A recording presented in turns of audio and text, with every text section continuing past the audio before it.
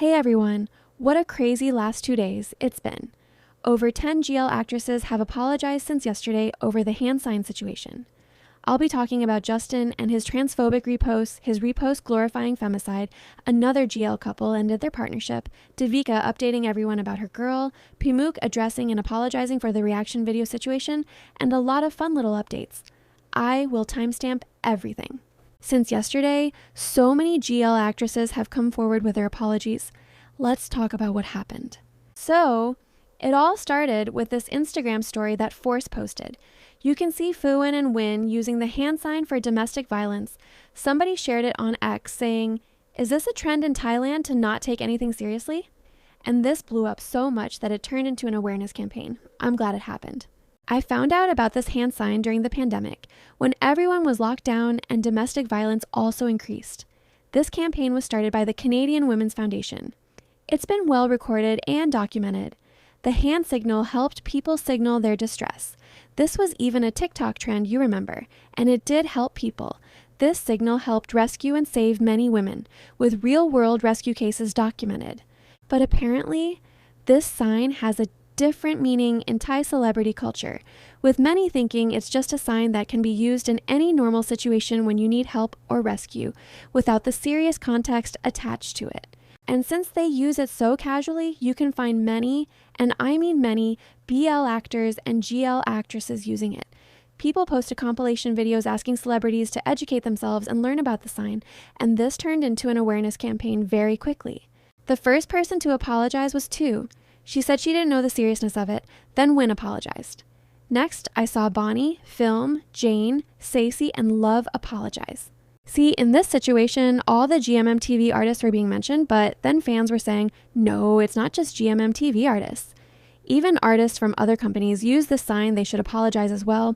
Next thing I saw, Faye apologized, Sonia, and even Charlotte. I also saw videos of Lena Mew using the hand sign, with fans asking them to apologize too. So yeah, everyone is saying they didn't know the seriousness of the sign, and I do think it had become a trend in Thailand to casually use the sign. Everyone just saw each other using it and kept doing the same. It's still bad. Most fans accept their apologies. They're saying, okay, they were misinformed, they're taking responsibility. Some are not happy, saying every apology looks the same and is just paraphrased. So yeah, this is what's been going on. I think there are going to be more apologies coming up. There is another situation going on, and it's with an actor who appeared in Air the series very recently. You guys remember Carl, the guy who played Princess Blue's brother in Air. I like this guy in the show. He was a good brother. Well, guess what? He's being exposed for so many things: homophobia, transphobia, ableism, misogyny, and being a Trump supporter. This is kind of a side situation from the previous one. As GMM BL actors were being criticized for using the hand sign, fans dug up other problematic things from actors as well, and this one got the most attention. See, the thing with GMM BL actors is they get exposed and canceled like twice a year for misogynistic stuff, but as always, nothing much comes out of it. Even in the hand sign situation, the women were the first ones to apologize. There are good BL actors as well, it's not all of them are bad. But GMM have a misogyny problem. Everyone knows this, everyone talks about it. It's not I'm making something up, I'm just reporting on things. As for Justin, he is also a GMM artist. Previously, he was an Idol Factory trainee. He has indeed reposted a bunch of problematic stuff from Trump quotes saying there are only 2 genders to post literally about hurting and women. And guess what? BL fans are literally defending this person because he's 15 years old. They're saying that since he's a minor, he shouldn't be facing backlash for reposting such problematic things. We should not cancel him, and he should somehow be excused because of his age. Yeah, does that sound wrong? It is wrong. Some are saying these posts aren't recent and that he reposted them when he was 13 and that he has changed. Now everyone is asking GMM to at least ask him to apologize, and that's the least the boy can do. The internet isn't buying the excuse that he's 15. If a 15 or 13-year-old is reposting Trump saying there are only 2 genders and then acting in BL and GLs, and on top of that has reposted things about killing women and deeply misogynistic jokes about sexualizing them, giant melons and whatnot, if that is not concerning, I don't know what is going to open the eyes of some of these BL fans. As long as a man is handsome, They will defend anything problematic under the sun.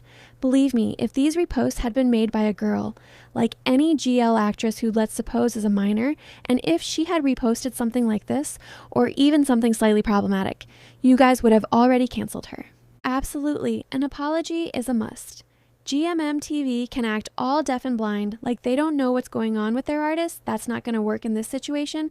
Apology is the least they can offer. Don't use age as an excuse for this behavior. I have been a teenager myself. I have never posted or liked stuff about killing women or men. It's not fucking normal. It's kinda disturbing. I will be worried for the safety of girls if they are around teenager who repost femicide stuff. If a minor is into MAGA takes, liking ableist humor and transphobic posts and is acting in BL and GL shows while profiting from fans from those same communities, then no matter the age, that person should be held accountable. It's not normal for a teenager to like this stuff. I read a really good take that said, people don't realize girls are often the victims of boys the same age as them.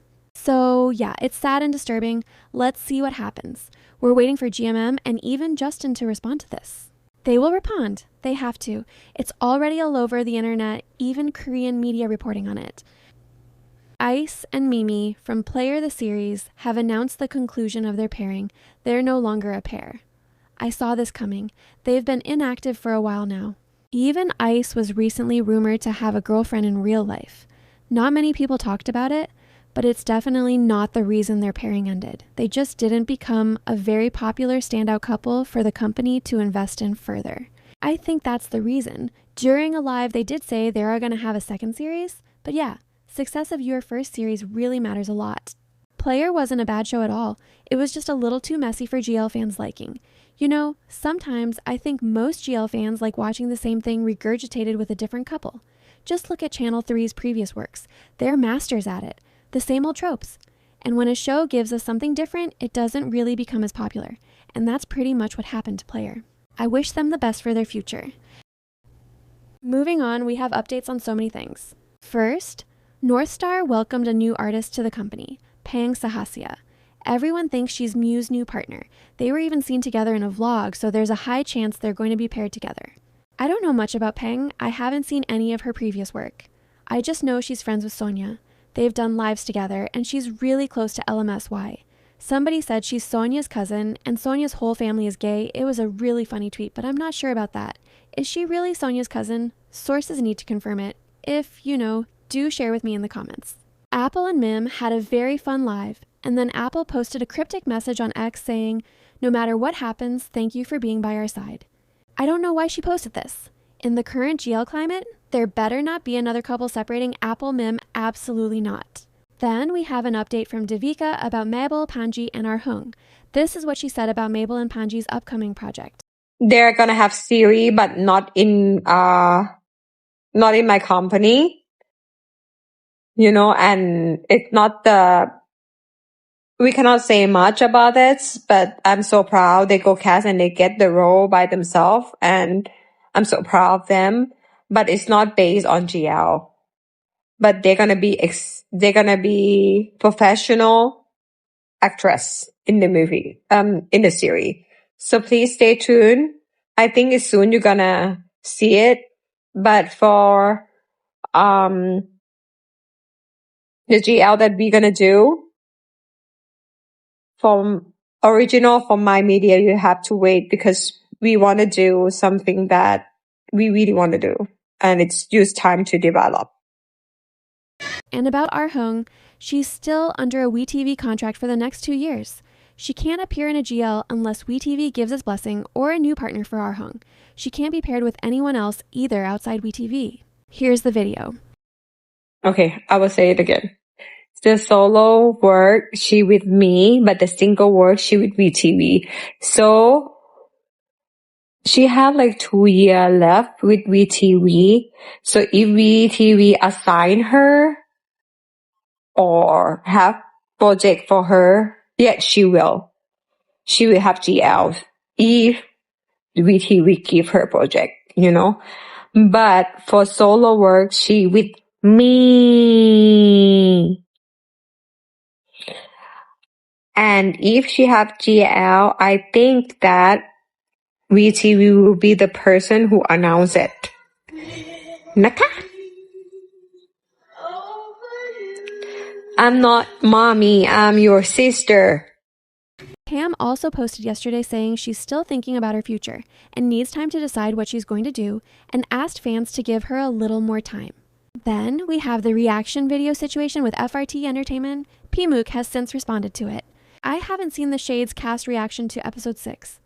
Actually, I haven't watched any GL reactions in quite a while. There was a time when I used to watch every single episode reaction, but now there are just so many GLs and so much content that I've stopped watching reaction videos. There's no particular reason. So apparently in the Shades episode 6 reaction, the company cut out Poi-Fi and Ploy's first kiss. If you've seen the show, you would know Jane and Nano had their first kiss in episode 6, and since they're a fan favorite couple, fans were really looking forward to seeing their reaction to that moment. Fans are upset over this. Comments said things like, "Why did the most awaited scene in the entire episode get cut from the reaction?" In general, it seems like Jane Nano's scenes get cut frequently from previous reactions too. Many said the same thing and believes that FRT knows the demand and is still being unfair to the couple. Some even said they are deliberately doing it so other couples can get the spotlight, things like that. No doubt Jane and Nano are the viral couple. The company knows that well, so fans were wondering why they would cut their scene. P'Mook, who played teacher Nalan in the show, she is also the CEO of FRT Entertainment. She talked about this whole situation. She said, "I saw people talking about Poi-Fi Ploy's reaction scene, so I went to check what happened. What actually happened was that while we were filming, the camera kept cutting in and out. Even after we did some reshoots, that particular part still ended up missing. At first, I was like, oh, what a shame. What should we do?" I even wondered if maybe someone had accidentally said a swear word and they had to cut it out or something, since we act like a group of friends when we're together. But no, it was actually a technical issue. I've already complained to the content team and we'll have them react again. Just wait until we meet up again and we'll re-record it because, honestly, everyone had so much fun reacting that day. Everyone was teasing. I also saw comments saying things like, "Were they cut because you didn't want them to stand out?" That's not true at all. We love them so much. Everyone gets along. No one in the Shades cast is trying to compete or outdo one another. Everyone supports one another. It really was just a technical issue. We'll have the content team fix it. I'm so sorry. So yeah, she said they will fix this and give the fans their reaction video. So yeah, let's be kind to P'Mook. This week, we saw film celebrating her birthday and got some very exciting stills from Moonshadow, the upcoming Emibonnie series, which is currently filming.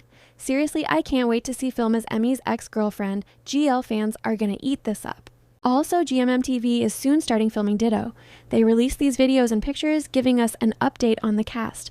Earn is going to be in Ditto. I was so happy when I saw it.